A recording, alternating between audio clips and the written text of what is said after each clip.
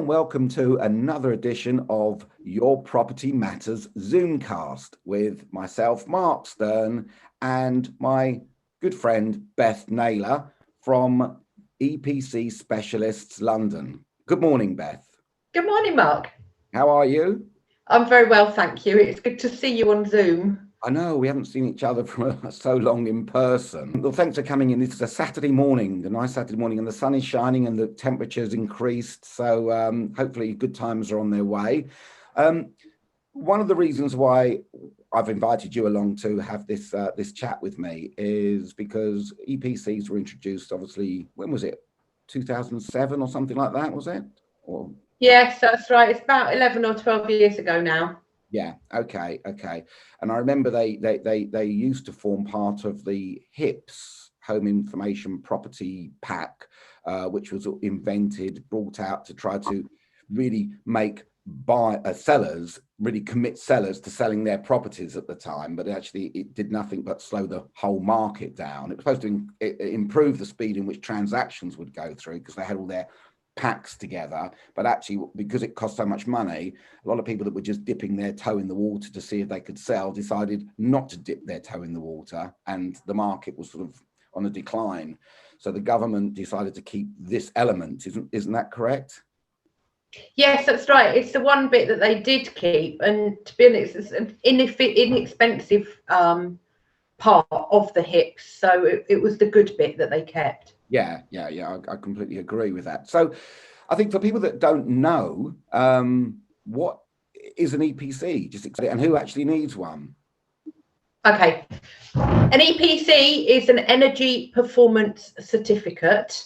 They, in simple terms, show how much heat comes in and out of a building, and very simply, what could be done in order to improve the efficiency.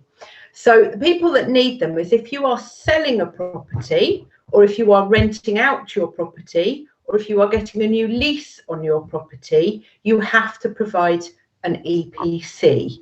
Now, this isn't every time you rent it out because they do actually last for 10 years.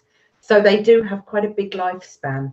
Although what I find is if people make improvements to their property, they may well want to get a new EPC done because improvements do help the ratings go up. Okay. When I talk about ratings, what I mean by ratings is they are from an A, which is the best rating you can get, down to a G, which is the worst rating. So they go in there. The average for this country at the moment is an E rating, but that's taking an average of every house and flats and domestic property. Really, the average is an E, did you say? Yes. Yes, it is. That's not great. No, it's not great, but there are plenty of things that people can do, and people are beginning to realise what could be done in order to improve their property's energy efficiency. Okay. So how did you get into this, Beth? Tell us a little bit about your background and what you do when you go and visit. Okay. How did I get into this? Well, 11 or 12 years ago, I decided that I wanted a more flexible lifestyle. I used to work for a large corporate and decided that I wanted to do something by myself. Yeah.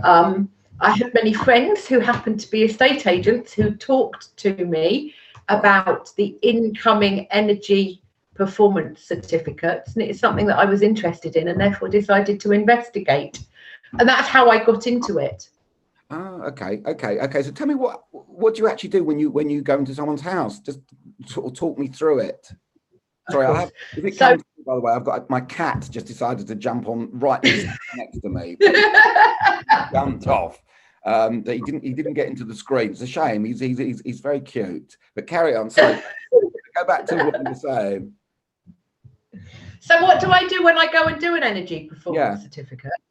Okay, I have a look at anything to do with energy efficiency. So what I mean by that is I look at heating, lighting, windows.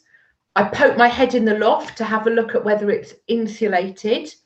I have a look at the age of the property. Now, often, if people aren't there to be able to say this house was built in 1902, I look for signs to show me when it was built. So I estimate based on the property characteristics, unless there is paperwork to prove when it was built. So I have a look at anything to do with the age of the property, and like I say, the heating and the lighting and the windows. And from that, I make the calculations to establish how energy efficient the building is.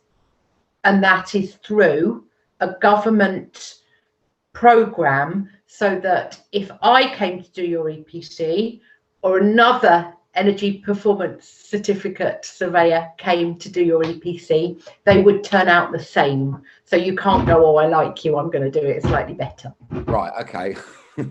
Okay, that's actually good. I'm pleased you said that at the end, because okay, that's good. So if I was looking to buy a property or rent a property, I'd obviously be looking at the graph and see how it's rating. What sort of thing do you think, how would that affect my decision making with a higher or a lower EPC? What sort of things should I be aware of if, let's say, it was a very poor EPC and I was thinking of buying a property?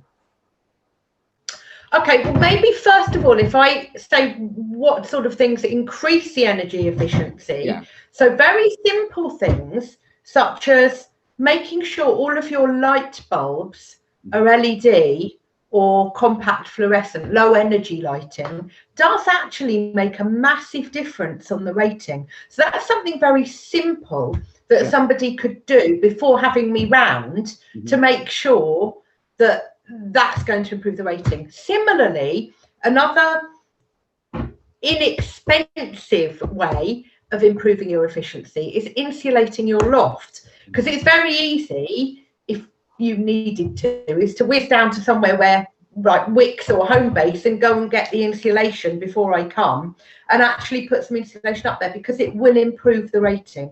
Obviously you can have professionals to come around and do it, and that's probably advisable in certain circumstances, but these are particularly easy ways that you could improve the energy efficiency before I come round. That's so good. You've just given me an amazing idea. Okay, so when I go and do evaluation of a property and I'm seeing old style light bulbs, and I will ask people if their loft is insulated, and they haven't yet got an EPC on the property, so I will advise them then, because this all sort of rolls into actually the next question I want to ask you, which is how it affects the value of the property. But I know how it affects the values. You know, people do look at these graphs now, buyers and tenants look at these graphs, because they don't want to be living in, first of all, a drafty property, and secondly, something that's going to cost them more money than they really need to run. So I think that on valuation, when somebody is saying to me, right, well, okay, let's put it on the market and I'll arrange for you to come round, I might say to them, look, do you want to wait for a week and change your light bulbs and insulate your loft better? Because therefore that higher rating would then mean that a buyer buying the house, looking to buy the house, will have less to bargain with if they want to make a lower offer, and it puts the seller in a stronger position. Would you agree with that? Oh, totally. I mean, I can't talk about values of properties. You're definitely the expert when it comes to selling the properties and marketing them, but certainly that does make a difference. So if you can improve people's perception of what they should do. I mean, other things, I have a look at the window age. So if it's post 2002 double glazing, this is more energy efficient than pre 2002.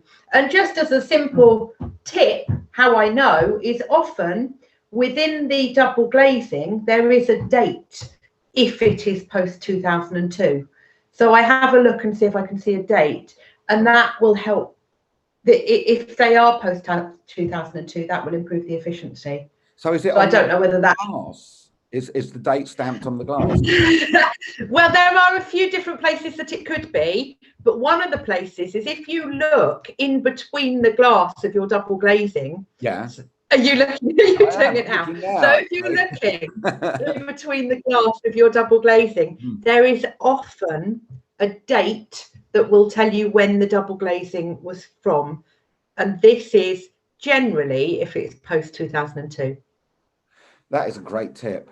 That is so good. Oh my God, that's a real gem. You know what? It's so funny because as an estate agent, and maybe I'm the only one that doesn't do this, but as an estate agent, you just say to people, have you got an EPC? I mean, well, always before I go and do evaluation, I will check to see if there's an EPC. And I have to say that if it's low, one of the questions I will ask the vendor on that appointment is, since this EPC was done, have you done any improvements to the property? Because if they have, then I say it's certainly worth investing the money, because they're not expensive, to get a new EPC done, because that additional rating will really, really help. But what I feel is that now when I'm on valuations, there's a lot more that I can talk about to a seller, to really sort of bring in the importance of the energy performance certificate and how that impacts on their overall price. Because people will, I know it now, and I've experienced it over the last few years. You know, when the EPC first came out, buyers, agents, sellers, everyone was ignoring it. It was just a hassle. But buyers now use it as a bargaining tool when it's low, for sure. I've actually spoken to builders as well that will talk about the EPC, and they're looking at angles in which to obviously, you know, get new windows put in and to do this and to do that. And it's ways of obviously improving the house. But I do feel that a high EPC now, high EPC rating is a key to the offer that a seller will get. And it is that difference of somebody, for example, being on the market for £450,000 and getting an offer at 420 with a poor EPC and nothing really visible in the property that would make them offer lower, to maybe 430 as a starting point offer to then negotiate up. So, you know, something that might cost you hundreds of pounds to fix, to improve, could save you £10,000 on a poor offer. It's a no-brainer to keep your EPC as up to date as the work that you do to your property. Yeah, Mark, I do want to say with regards to EPCs, something that's important is it has to be proved what the homeowner says is true. So, for example, if I go and do an EPC and they say to me, I redid the flat roof 5 years ago. Yeah. If I can't see that, and they cannot prove it, then I will not put it on. It cannot be included on the EPC. So as a tip for your homeowners, any improvement work that they do, keep receipts, or take photos as they're doing it. For example, if they are insulating their walls with cavity wall insulation, or putting external insulation on the property, but then rendering it, I wouldn't be able to see any cavity fill holes if it's rendered. So without drilling through the walls again, which is not what EPCs are about because they're not invasive surveys, I wouldn't be able to see it. So any homeowner having any work done whatsoever, you need to keep proof that you've done it to be able to include it in the EPC. That's excellent advice, Beth. Really good. So that's the advice there. Keep your receipts, take photos, keep your evidence, and you'll get a higher grade EPC. So thanks for joining me this morning. And I found that it's very interesting, and I hope anyone watching this Zoom cast will find it really interesting as well, because you've taught me a few things now, and things that I can definitely use. So have a great day, and thanks very much. If anybody wants to get in contact with you personally about EPCs or advice, you've got your number on the screen here. You're happy to take calls from people? Oh, of course, absolutely, quite happy, yes. Lovely. All right then. Okay, so you heard that. If you've got any questions on EPC, you don't need to call me, just call Beth. Okay, take care, Beth. Have a lovely Saturday, and I'll speak to you soon. You too, Mark. Bye-bye.